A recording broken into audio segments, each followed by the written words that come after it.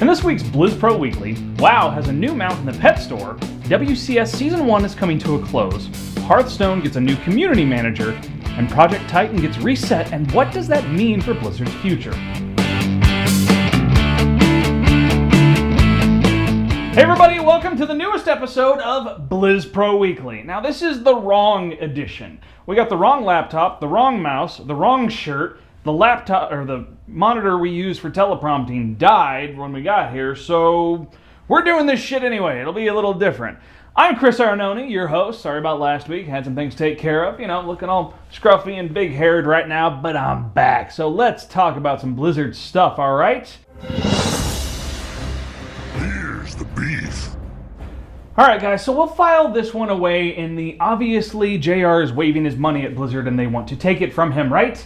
Well, in this case, if you have 25 bucks, I know JR is already ready to, he's pounding his credit card on the monitor waiting to do it, and you like exclusive mounts, there's a new addition in the World of Warcraft store. It's unveiled a new armored Bloodwing flying mount, and it looks pretty awesome. Now, players have been asking for something cool, sort of an armored bat kind of mount, and now they have it. Now, some players have been complaining since this costs money instead of just being an in-game reward, but, Mike Moore, hey, he needs a new Ferrari. The first three just aren't doing it for him. So, help a brother out, right? Okay, enough World of Warcraft. I know, not a lot this week. Let's talk StarCraft 2.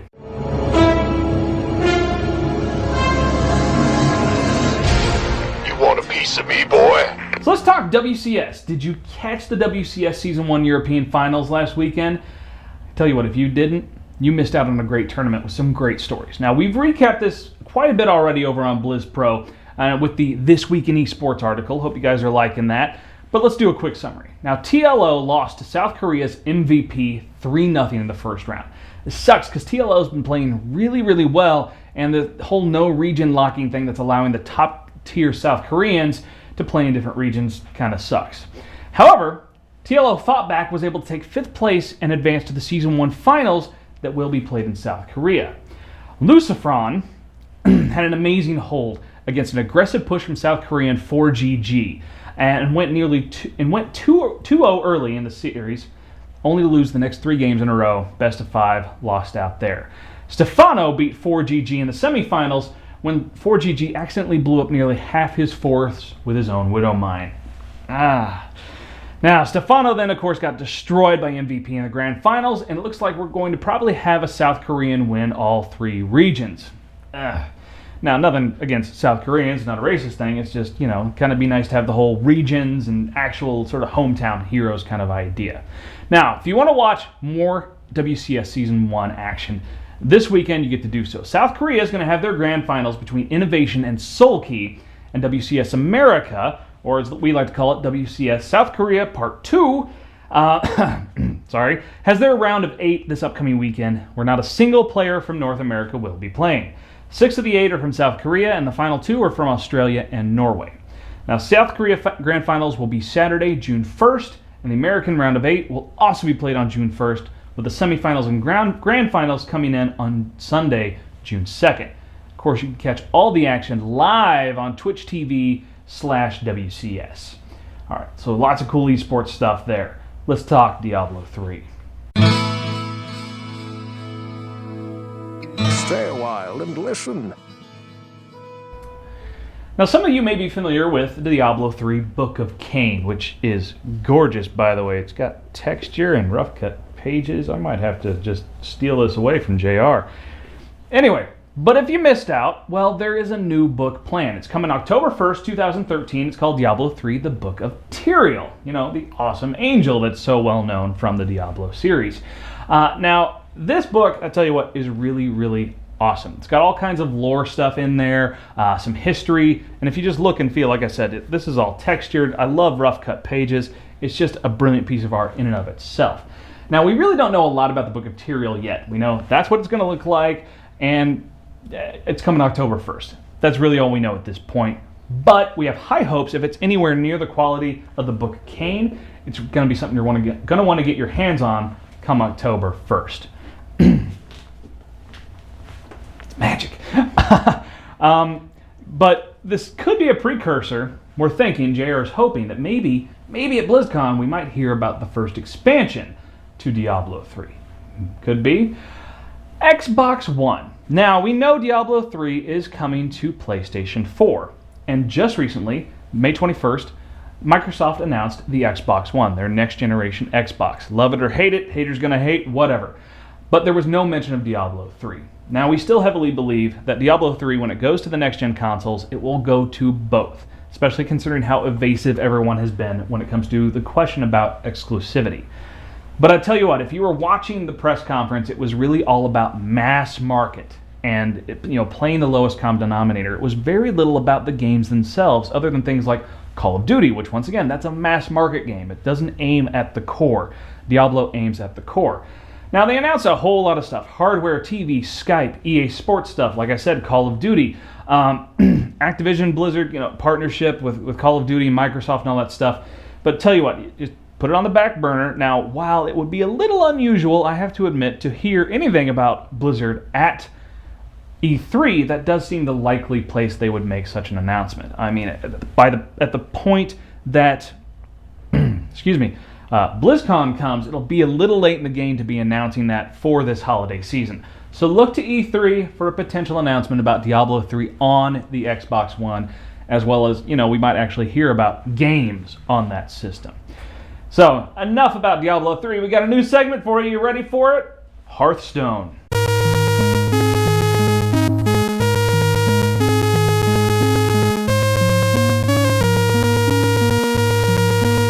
So Hearthstone has a new community manager now, and it's a face that some of you may indeed recognize. Now, Christina Sims first became known around Blizzard communities when she did some awesome female cosplaying. She actually won the costume contest at BlizzCon 2010 with a female monk portrayal, which of course landed her a job at Cryptozoic as brand ambassador for their TCG games. Now, this past week, she started leading the community under the name Zaraya, replacing Fento at that particular helm. Now, she has been a friend and fan of BlizzPro for quite a long time, so we're going to give her a big congratulations on the new position. Now, once again, Blizzard has released a new card, released some information about it. It's a warrior card called Commanding Shout. The idea here is you pay 2 mana, and it says your minions can't be reduced below 1 health this turn. So the idea is you play it on your turn, and none of your minions are going to die when they take on your opponent's missions. Now, they might get reduced to 1 health, and that would kind of suck, and they'd be pretty weak on your opponent's turn, but of course, if you're trying to do an all-out onslaught that might finish your opponent off or kill all their minions, it's all about, having control over things like that. Now, what might this be useful with? Let's take, for instance, the Amani Berserker. It's a 2/3 health minion, 2 attack, 3 health, for 2 mana that has the ability Enrage plus 3 attack, which basically means if it's damaged, it gets plus 3 attack. So you can see how that could be useful. You enrage it, you use Commanding Shout, it goes over, it doesn't matter if it takes damage, it's just going to get bigger and nastier. Other minions, you can give other minions the same ability for just 2 mana with the card Rampage. Now what that says is that give a damaged minion +3/+3. So for 2 mana, you just made your damaged minion a powerhouse that still can't die. So you can see how that can be really, really useful with a warrior deck. Alright, enough about Hearthstone. It's time for a BlizzPro bitch session.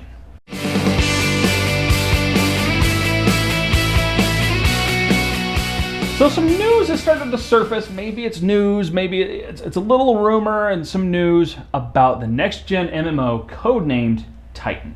Now, it's not that great. I'm just warning you right now. So, the website VentureBeat recently made a post that rumored that Blizzard had reset Titan, and yes, I'm using scare quotes, delaying it into 2016 and moved 70 of the 100 developers on the project to other projects within the company. BlizzPro and some other fan sites did reach out to Blizzard for comment, and we actually got something back, all right? I'm going to read directly here. We've always had a highly iterative development process, and the unannounced MMO is no exception. We've come to a point where we need to make some large design and technology changes to the game. We're using this opportunity to shift some of our resources to assist other projects while the core team adapts our technology and tools to accommodate these new changes. Note that we haven't announced any dates for the MMO. But of course, it's the internet, so people are all pissed off, up in arms, because, let's see, we've delayed a game, an unannounced MMO, with an unannounced release date, is now delayed to another yet unannounced date. You see how that gets a little fishy. And so suddenly people are acting like the sky is falling. It's fucking Blizzard. How long did we wait between Diablo 2 and Diablo 3? Okay? This is a company that takes their time on a game. They make sure it's done. But of course people are worried. They're hesitant. Oh, what about failed projects like Warcraft Adventures and StarCraft Ghost? Well, let me tell you something. Okay, first lesson. This is really short. Keep this in mind. Little pill to swallow. Blizzard is not your bitch. All right? They could close up shop, walk away, and say, it was a good run anytime they want. And there's nothing you could do about it. But also, if they were to cancel Titan, like those other projects, you want to know who the real big loser is there? Blizzard. Spent millions of dollars in development. To just walk away from that, that would suck. So I can tell you right there, they're always going to be hesitant to walk away from any project. All right? And they're not saying they're walking away from this one. So, people are missing the point. Blizzard has been very, very successful by taking their times with their games and being willing to hit a reset button when you need to. Warcraft 3, StarCraft 2, Diablo 3, these are all games that had long development processes. Probably had a reset button hit once or twice along their way. And currently, if you really read that PR that they put out, they're talking about technology. They're talking about updating their technology. So maybe it's like, well, we can't develop because we got to update our tech. So go work on something else and then come back. That could be all it is. But the next time people like to also bring up the whole Activision thing. Oh, Activision must have their hands in it. Well, this is kind of reasoning why probably not. I mean, Activision cranks out Call of Duty every single year. All right, they want to hit their marks all the time, and yet Blizzard still just takes their time, takes as long as it takes to officially announce, and then actually release the things they're working on. So obviously there's not much influence there. I'm sure the investors aren't happy, Activision's probably not happy, but at the end of the day, they're the goose that laid the golden egg. You leave them the fuck alone.